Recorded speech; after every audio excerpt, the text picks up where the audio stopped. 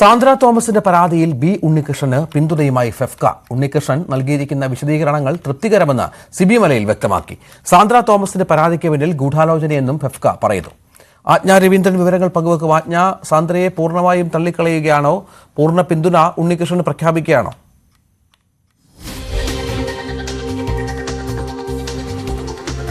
അങ്ങനെയാണ് രഞ്ജിത്ത് ഇപ്പോൾ അല്പം മുമ്പ് ഫെഫ്ക ഭാരവാഹികൾ നടത്തിയ വാർത്താ സമ്മേളനത്തിലൂടെ നമുക്ക് വ്യക്തമാകുന്നത്. അങ്ങനെയാണ്.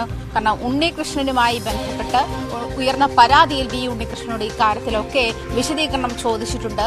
അതിന് കൃത്യമായ മറുപടി, അതായത് തൃപ്തികരമായ മറുപടി ഉണ്ണികൃഷ്ണൻ തന്നിട്ടുമുണ്ട്. അതുകൊണ്ട് തന്നെ ഉണ്ണികൃഷ്ണനൊപ്പം നിൽക്കാനാണ്, നിരുപാധിക പിന്തുണ ഉണ്ണികൃഷ്ണൻ നൽകാനാണ് ഫെഫ്കയുടെ തീരുമാനമെന്നാണ് സിബി മലയിൽ വാർത്താ സമ്മേളനത്തിൽ നമ്മളോട് പറഞ്ഞത്. അതേസമയം സാന്ദ്ര തോമസുമായി നിസ്സഹകരണമില്ല. സാന്ദ്ര തോമസിനുമായുണ്ടായ പരാതികൾ, നിരവധി പരാതികൾ ഫെഫ്ക ഇടപെട്ട് പരിഹരിച്ചിട്ടുണ്ട്. അതൊക്കെ അതിന്റെയൊക്കെ ഡീറ്റെയിൽസും തങ്ങളുടെ കയ്യിലുണ്ട്. അതേസമയം ഉണ്ണികൃഷ്ണൻ സാന്ദ്ര തോമസിന് ദോഷമൊന്നും ചെയ്തിരുന്ന ആളല്ല, ചെയ്യുന്ന ആളുമല്ല. ഈ നാളിതുവരെ സാന്ദ്ര തോമസ് ഉന്നയിച്ചിരിക്കുന്ന പരാതിക്ക് പിന്നിൽ ഗൂഢാലോചനയുണ്ട്. അത് ഫെഫ്കയ്ക്കെതിരെ നിരന്തരം ഉയർന്നു വരുന്ന ഇത്തരം പരാതികൾക്ക് പിന്നിൽ WCC ആണ് എന്ന് ഉറപ്പിച്ചു പറയുകയാണ് ഫെഫ്ക ഭാരവാഹികൾ ചെയ്യുന്നത്. WCC ആണ് ഇത്തരം, അതായത് ഫെഫ്ക എന്ന് പറയുന്ന സംഘടനയെ തകർക്കുക എന്നത് മാത്രമാണ് WCCയുടെ ലക്ഷ്യം.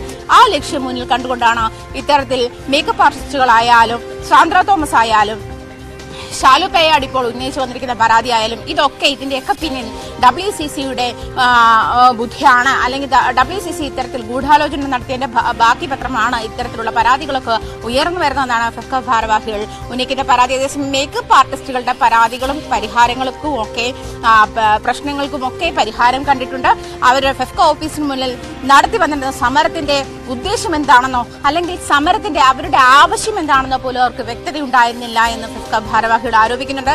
അതേസമയം ഹേമ കമ്മിറ്റി റിപ്പോർട്ട് പുറത്തു വന്നതിന് ശേഷമാണ് മേക്കപ്പ് ആർട്ടിസ്റ്റുകൾ ഇത്തരത്തിൽ സംഘടനയിൽ തങ്ങൾക്ക് തൊഴിൽ നിഷേധം നേരിടുന്നുണ്ട്, തങ്ങൾക്ക് ലൈംഗിക അധിക്ഷേപം, ഞങ്ങൾക്കേറെ ലൈംഗിക അതിക്രമം നേരിടുന്നുണ്ട് എന്നുള്ള പരാതിയുമായി മേക്കപ്പ് ആർട്ടിസ്റ്റുകൾ രംഗത്തെത്തുന്നവർ നമ്മളോടൊപ്പം ലൈവിൽ ഇരുന്ന് ഇത്തരം കാര്യങ്ങൾ വ്യക്തമാക്കിയതുമാണ്. അതേസമയം അക്കാര്യത്തിൽ വ്യക്തതയുണ്ട് എന്ന് മാധ്യമപ്രവർത്തകർ ചോദിച്ചപ്പോൾ അതിന് കൃത്യമായ മറുപടി നൽകാതെയാണോ അത് പറഞ്ഞത്? അത് പരാതി വ്യക്തതയുണ്ട് എന്ന് പറഞ്ഞത് ഇക്കാര്യത്തിലല്ല, അതായത് അവർ ഉന്നയിക്കുന്ന കാര്യത്തിലല്ല, അതൊക്കെ ഞങ്ങൾ പരിഹരിച്ചിട്ടുണ്ട്. അതേസമയം ഇതിന്റെ പിന്നിൽ ഗൂഢാലോചന നടക്കുന്നുണ്ട് എന്നുള്ള വ്യക്തത വരാതെയാണ് അവർ ഈ സമരവുമായി മുന്നോട്ട് പോകുന്നത് എന്നുള്ള തരത്തിലേക്ക് അത് തിരുത്തി പറയേണ്ടി വരുന്ന ഒരു സാഹചര്യം കൂടി ഉണ്ടായി. പക്ഷേ ഇത്തരം പരാതികളൊക്കെ മുന്നോട്ട് വരികയും ഈ 4 മാസ കാലത്തിനിടയിൽ ഈ പരാതികൾക്കൊക്കെ പരിഹാരം കാണാതിരിക്കുകയും അത് ഫെഫ്കയുടെ പല മീറ്റിംഗുകൾ അലങ്കോലപ്പെടുന്ന തരത്തിലേക്കും ഒക്കെ പോയിരുന്ന സംഭവങ്ങൾ നമുക്ക് മുന്നിലുണ്ട്. ഇന്ന് മാത്രമാണ് ഇപ്പോൾ മേക്കപ്പ് ആർട്ടിസ്റ്റുകൾ അവരുടെ ഓഫീസിന് മുന്നിൽ